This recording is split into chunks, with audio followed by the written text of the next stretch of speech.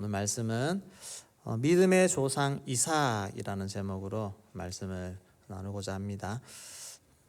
믿음의 조상이라 하면 제일 먼저 우리는 아브라함을 생각합니다. 아브라함이 제일 먼저 하나님의 부르심에 반응하여서 하나님이 지시하신 땅, 가나안 땅으로 옮겨갔기 때문입니다. 그런데 이 하나님은 아브라함의 한 대에 하나님의 모든 약속을 다 이루게 하신 것이 아니라 그 자손 넘어가면서 대를 이어서 이 하나님의 약속이 계속 이어지도록 하셨습니다. 하나님의 약속은 다음 세대로 이어져 가는데 이 약속, 이것이 끊어지지 않고 계속해서 그 다음 자손이 하나님의 인정을 받으면서 믿음의 조상이 다음 때에서 나오고 이렇게 인정받고 내려가는 그런 과정을 거쳐갔다는 것입니다. 그래서 모세가 등장했을 때 그가 하나님에 대해서 언급할 때 항상 아브라함의 하나님, 이삭의 하나님, 야곱의 하나님 이렇게 표현을 합니다. 아브라함의 하나님이라고만 하셔도 될 것 같은데 굳이 아브라함의 하나님, 이삭의 하나님, 야곱의 하나님 이렇게 다 언급을 하십니다. 왜 그렇겠습니까? 아브라함만큼 이삭도 내가 인정하고 이삭만큼 야곱도 내가 인정한다라고 하는 것. 아브라함에게 주신 믿음의 약속이 이삭과 야곱을 통해서 그대로 흘러가고 있다는 것이고 그 후손들을 통해서 내가 축복했다라고 하는 것. 하나님이 인정하시는 자녀, 많은 자녀들이 있지만 그 중에서도 특별히 내가 아브라함의 아들 이삭을 인정하고 이삭의 아들 야곱을 선택해서 인정한다라고 하는 그런 뜻이 담겨 있습니다. 하나님이 직접 인증해 주시는 것입니다. 우리도 하나님께 인정받는 내가 되고 또 우리의 자녀 또한 하나님의 인정받는 그런 자녀로서 세워져야지 이 믿음의 축복, 믿음의 명문 가문을 만들어가는 이것이 흘러져 내려가게 될 줄로 믿습니다. 대형교회 주신 하나님의 이 비전, 대형교회를 통해 선포된 이 비전이 우리 다음 받는 우리 성도님들도 이것을 붙잡고 가고 있다고 하는 것을 하나님이 인정해 주셔야 됩니다. 그래야 이것이 그대로 흘러내려가게 되는 것입니다. 그러면 이삭이 어떤 부분에서 하나님의 인정을 받았을까? 한번 생각해 보기 원합니다. 첫 번째로 애굽으로 내려가지 않았습니다. 1절 말씀 우리 같이 읽겠습니다. 또 흉년이 들매 이삭이 그랄로 가서 블레셋 왕 아비멜렉에게 이르렀더니 네, 흉년이 들었습니다. 이제 아브라함의 세대가 지나가고 아브라함이 죽고 나서 이삭이 중심이 되는 그런 시대가 왔는데 이삭은 여전히 아버지가 살던 그 지역에서 살고 있습니다. 근데 큰 흉년이 들었습니다.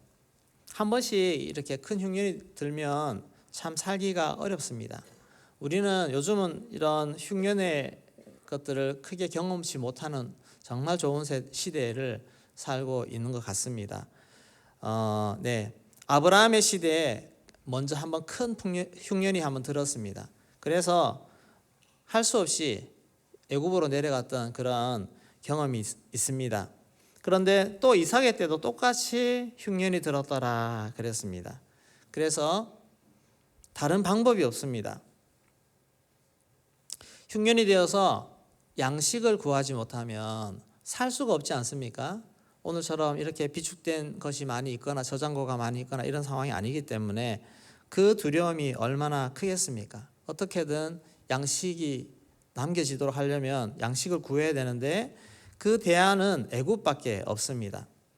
주변의 다른 작은 민족들이나 소수민족들 이런 사람들도 가뭄의 때에는 항상 그들의 피난처는 애굽입니다.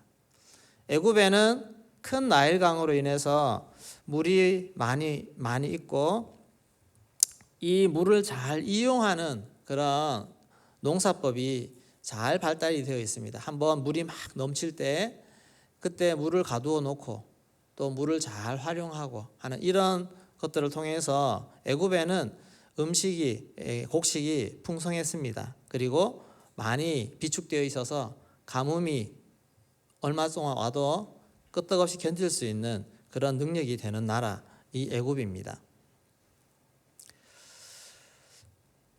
가나안에 흉년이 왔을 때 대안은 애굽밖에 없는 것입니다. 아무리 생각해도 대안은 애굽이다.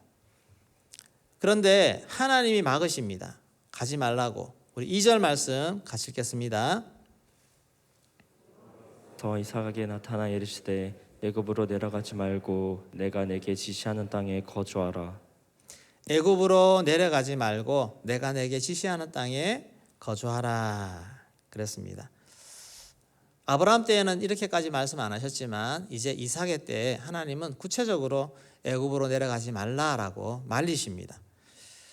그리고 그 땅에 있어야만 내가 너에게 축복하겠다라고 명확하게 한 번 더 말씀해 주십니다. 우리 3절 4절 말씀 같이 읽겠습니다. 이 땅에 거류하면 내가 너와 함께 있어 내게 복을 주고 내가 이 모든 땅을 너와 내 자손에게 주리라. 내가 내 아버지 아브라함에게 맹세한 것을 이루어 내 자손을 하늘의 별과 같이 번성하게 하며 이 모든 땅을 내 자손에게 주리니 내 자손으로 말미암아 천하 만민이 복을 받으리라. 아멘. 이 땅에 거류하면 모든 복을 너에게 주겠다. 그렇게 말씀을 약속을 하시는 겁니다. 지금 참 불안합니다. 음식이 없고 먹을 것이 없고 이 가뭄이 어떻게 해결이 될 것인가.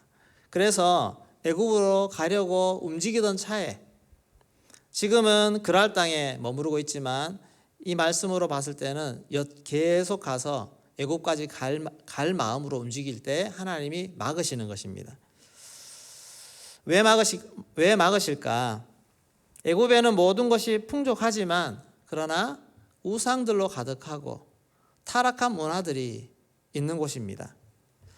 이삭의 식구들이 그곳에 갔을 때 그 식솔들 그리고 그 후손들 자녀들이 그 문화 속에서 거룩한 정체성을 지켜낼 수 있을 것인가? 그것이 보장되지 않기 때문에 너무 위험하기 때문에 하나님이 막으신 것입니다. 우리들도 하나님의 비전과 사명을 감당해야 될 그런 비전을 물려받은 우리와 우리 다음 세대가 되려면 우리가 어떤 어려움이 있어도 애굽으로 가면 안 되는 줄로 믿습니다. 애굽으로 가시면 안 됩니다. 세상의 문화 속에 세상 방식으로 그렇게 흘러가면 안 된다는 것입니다. 세상과 철저히 차별됨을 지켜내야 됩니다. 우리 하나님의 자녀로서의 거룩함은 절대 타협할 수 없는 가장 가치 있는 존재입니다. 가치입니다. 우리가 편한 삶, 안락한 삶, 부유한 삶이 우리 인생의 목적이 아닙니다.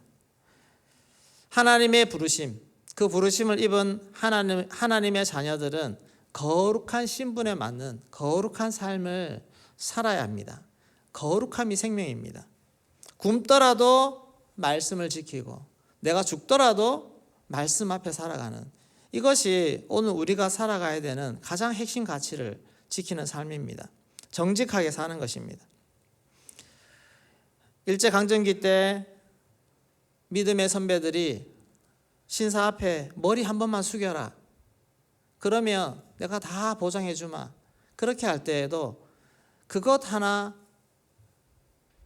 머리 한번 숙이는 거 그 한 번의 고개 숙임이 얼마나 큰 하나님 앞에 죄악인지 그것을 지키기 위해서 생명도 내어놓을 만큼 그렇게 거룩한 가치를 지켜내었습니다.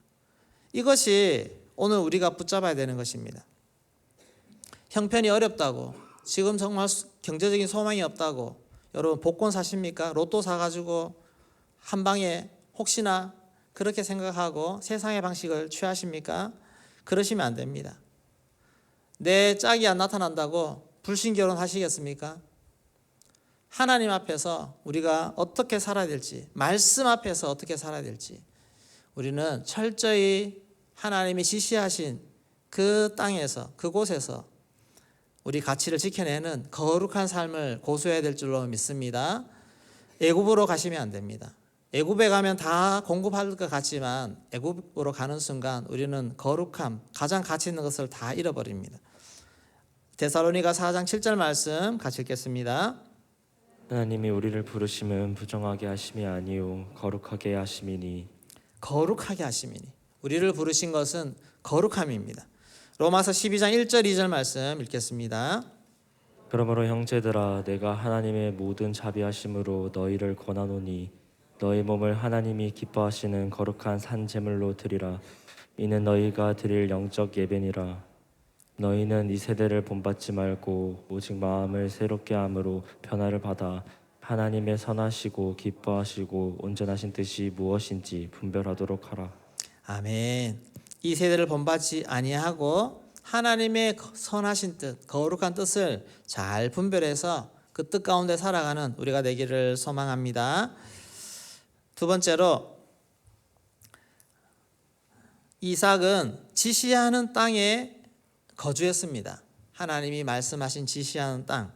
우리 3절 4절 말씀 같이 읽겠습니다. 이 땅에 거류하며 내가 너와 함께 있어 내게 복을 주고 내가 이 모든 땅을 너와 내 자손에게 주리라. 내가 내 아버지 아브라함에게 맹세한 것을 이루어 내 자손을 하늘의 별과 같이 번성하게 하며 이 모든 땅을 내 자손에게 주리니 내 자손으로 말미암아 천하 만민이 복을 받으리라. 아멘. 이 땅에 거류하며 내가 너와 함께 있어 내게 복을 주고. 네. 복을 주시는 분 우리 하나님이신 줄로 믿습니다. 그러면 하나님이 있으라고 하는 곳, 그곳에서 내가 잘 머무르고 그 자리를 지켜내는 것, 그것이 하나님으로 하여금 우리에게 복을 주시도록 하는 비결입니다. 하나님의 말씀 따라서 그 자리를 지켰을 때 이삭은 가뭄을 극복하는 것도 힘들었지만 그러나 그 가뭄이 지나고 난 이후에 더 큰 어려움은 그 주변 족속들의 견제, 시기, 공격 이런 것들 속에서 견뎌내는 것, 그것을 살아야 했습니다. 주변에 블레셋 사람들이 있는데 이 블레셋 사람들은 이삭의 일행이 반갑지가 않습니다. 왜냐하면 자기들 땅인데 침범해 온 사람들처럼 생각하게 할 것 아니겠습니까?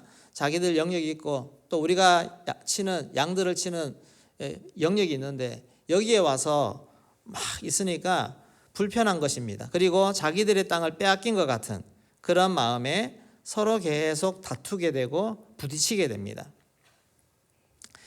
이삭은 그 블레셋 지역 그랄 지역에서 농사를 지었는데 정말 농사가 잘 되어서 정말 부자가 되는 그런 일이 있었습니다. 그러니까 더더욱 시기하면서 우리 지역에서 나가라고 쫓아내고 그렇게 합니다. 여러분, 하나님이 그 자리에 있으라고 말씀했으면 하나님이 다 지켜주시고 그렇게 해주시면 얼마나 좋겠습니까? 그런데 하나님이 거하라고 하는 곳에 갔더니 나가라고 사람들을 쫓아냅니다. 이런 상황 속에서 그 자리를 지켜야 되는 그런 과정을 가야 하는 것입니다. 이삭은 우물을 파야 했습니다. 왜냐하면 거기에 정착하고 거주하려면 물이 있어야 되기 때문에 계속 우물을 파는 일을 했습니다. 그런데 블레셋 사람들은 아브라함이 파는 우물까지 다 메꿔버렸습니다. 왜 그렇겠습니까? 여기서 살지 말라는 것이죠. 나가라고. 그래서 계속해서 방해하고 우물을 다 덮었는데 야곱은 또 우물을 팝니다. 계속 파고. 여기 와서 또 시비 걸면 또 피해서 파고. 우물이 없는 삶, 물이 없는 삶 얼마나 힘들겠습니까? 요즘 우리는 수도꼭지만 틀면 물이 나오는데 우리 정말 몇십 년 전으로만 돌아가도 이렇게 물이 없는 곳, 좀 높은 지역에 가면 이렇게 물을 지고 나르고 하는 그런 일들을 옛날에 그렇게 물 지고 나르는 그런 사람들이 많았지 않겠습니까? 그런 것들을 볼 때 참 물 없이 사는 거 얼마나 힘들까 그런 생각을 봤습니다. 그리고 요즘은 너무 이렇게 물이 많으니까 매일 씻잖아요. 매일 씻고 머리 감고 깨끗하게 다니지만 예전에 물이 귀할 때 참 제대로 씻지 못해서 참 꾀죄죄한 그런 모습 다 이해가 됩니다. 물을 구하지 못하며 물이 귀할 때 참 살기가 어렵습니다. 그래서 계속 이삭은 우물을 파는데 이 파는 우물을 빼앗기고 또 우물을 팔 때 그 심정이 어떨까? 얼마나 또 막막하고 답답하고 힘들겠습니까? 근데 그런 삶을 계속 사는 것입니다. 이것이 지시할 땅에 거하는 자의 삶입니다. 형통치 못하는 가운데서 계속 반대하고 부딪히고 싸우고 이런 것들을 견뎌내면서도 그 자리를 지켜내야 되는 것. 우리가 이 땅의 삶이 그럴 수도 있습니다. 세상 가서 직장 생활 하려니 참 어려운 것이 많습니다. 믿는 믿음의 사람으로 살아내려니 너무너무 세상 가치관과 다르고 직장 상사도 이해 못 해주고 날 괴롭히고 힘들게 하는 그런 세상 사람들 참 많이 있습니다.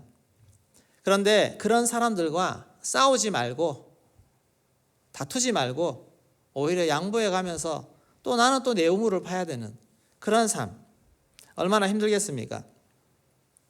여러분들 혹시 그렇게 살고 계십니까? 막 내 우물을 지키려고 고수하면서 막 싸우고 그런 마음에 사람들과 서로 감정 싸움하고 마음 잃어버리고 그렇게 하십니까? 아니면 양보하고 그러면서 내 우물을 다시 파고 내 기쁨을 빼앗아 가려고 부당하게 대하고 모함하고 무시하고 그렇게 하더라도 우리는 계속해서 내 은혜의 우물을 파야 될 줄로 믿습니다. 세상은 내 것을 뺏어갑니다. 그러나 나의 기쁨은 세상 것에서 오는 것이 아니라 하나님의 은혜에서 오는 줄로 믿습니다. 계속 은혜의 우물을 파셔야 됩니다. 주님으로부터 새 힘을 공급받고 정말 새롭게 내 마음을 세워내는 그 작업을 계속 해가는 것입니다. 그러면서 하나님이 보내신 그곳에서 내 자리를 사수하는 것입니다. 지켜내는 것입니다.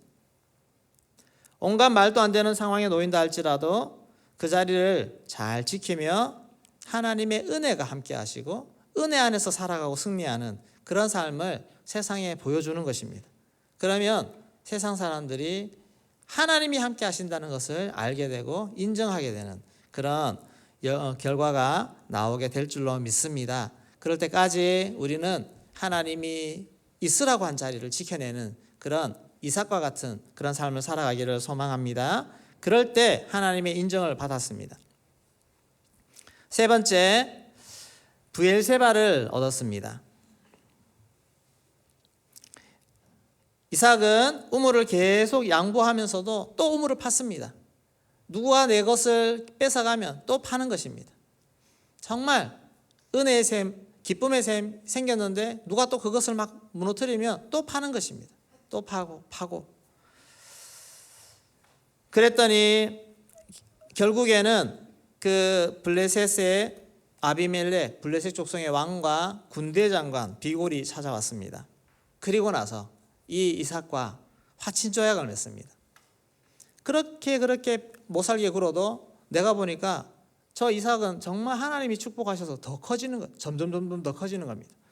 그랬더니 이 블레셋 사람들이 위기의식을 가지고 안 되겠다. 화친해야 되겠다. 그렇게 해서 서로 공격하지 말자. 서로 공격하지 말자. 자, 이로써 이제 이삭은 블레셋 사람들의 위협으로부터 자유케 되었습니다. 더 이상 공격받지 않게 되었습니다. 평화조약을 맺은 것입니다. 그 평화조약을 맺는 그날에 이삭의 종들이 우물에서 물이 나왔다라고 그렇게 와서 소식을 알려줍니다. 우리 32절 33절 말씀 같이 읽겠습니다. 그날에 이삭의 종들이 자기들이 파한 우물에 대하여 이삭에게 와서 알려 이르되 우리가 물을 얻었나이다 하매 그가 그 이름을 세바라 한지라. 그러므로 그 성읍 이름이 오늘까지 브엘세바더라. 네, 브엘세바. 이제 불안함으로 우물물을 깃지 않아도 됩니다. 마음 편하게 정말 자유롭게 은혜의 물을 길어서 자유롭게 편하게 살 수 있는 그런 은혜가 주어지는 것입니다. 이삭은 하나님의 말씀 따라서 애굽으로 가지 않고 또 그 불편하게 만드는 공격하는 그런 블레셋 사람들 옆에 두고 그 땅을 지켜내었습니다. 그 자리를 지켜내었습니다. 그럴 때 하나님이 브엘세바를 주시며 이제 됐다. 너 이제 됐다라고 인정해 주시는 그런 우물 브엘세바를 얻게 되었습니다. 우리도 이런 믿음의 조상 아브라함 그리고 믿음의 조상 이삭 그리고 야곱으로 내려가기까지 우리도 그런 믿음의 조상이라고 하는 그런 하나님의 인정받는 우리 세대가 되기를 소망합니다. 그렇게 하나님께 인정받고 우리 다음 세대에게도 우리의 삶을 물려주는 것, 하나님 앞에 인정받은 내 삶을 통해서 자녀가 축복받도록 만드는 그런 우리의 인생이 되어지기를 소망합니다. 이삭에게 하나님이 말씀하실 때에도 너 아브라함의 말씀 준행 그것 때문에 내가 너에게 축복한다라고 했습니다. 야곱에게도 나타나셔서 너희 조상 아브라함과 이삭의 모든 삶을 통해 내가 너를 축복하겠다 그렇게 하시는 것입니다. 이 믿음의 명문 가문을 만들어가는 이 하나님의 약속과 이 비전이 오늘 우리 모든 세대 가운데 하나님 함께 하시며 우리에게 주시는 은혜를 누리시기를 소망합니다. 꿈꾸시기를 소망합니다. 그러면서 내가 믿음의 사람이 되십시오. 아브라함이 되셔도 되고 이삭이 되셔도 되고 야곱이 되셔도 됩니다. 그러나 분명히 하나님께서 인정받는 그런 내 세대가 되어지고 우리 다음 세대가 그렇게 될 수 있도록 정말 하나님 앞에서 세워가는 그런 은혜가 있기를 소망합니다. 우리 다음 세대들은 부모가 그렇게 살았다고 저절로 되는 것이 절대로 아닙니다. 이삭처럼 하나님 앞에 말씀 앞에 순종하고 노력하고 싸워서 내 세대에도 하나님께 인정받는 내가 되어야 될 줄로 믿습니다. 그렇게 해서 하나님의 검증, 인증받고 그렇게 믿음의 3대를 만들고 다음 세대까지 내어갈 수 있는 그런 은혜가 우리 모든 대형교회 성도님들 각 가정마다 임하기를 주의 이름으로 축원합니다. 기도하겠습니다.